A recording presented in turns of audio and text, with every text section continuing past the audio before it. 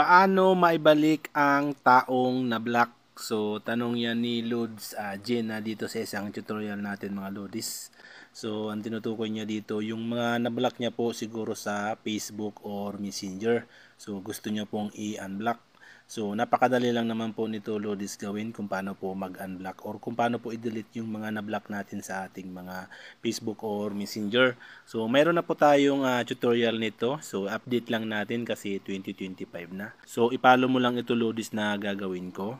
Una po, ang gagawin natin mga Lodis ay i-unblock muna natin yung mga na-block natin dito sa ating Facebook. So, i-open mo lang po yung iyong Facebook. Pagdating po dito sa iyong Facebook, pumunta ka lang dito sa tatlong slash na to. And then, i-scroll up mo po. I-click mo itong setting and privacy. And then, i-click mo naman po itong settings. Dito po sa iyong settings and privacy, so scroll up mo lang po, scroll up mo. Ayan, scroll up mo. Hanapin mo po itong blocking. Ayan.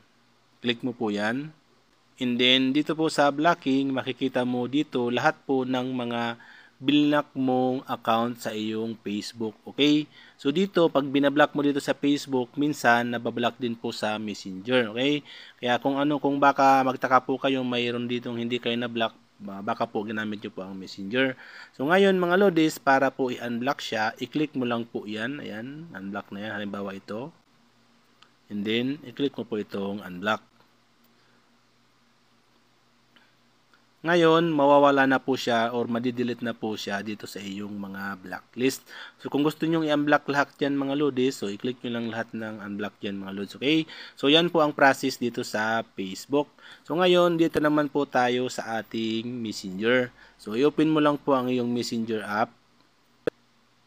And then, dito po sa iyong Messenger app, pumunta ka lang dito sa tatlong slash naman na to.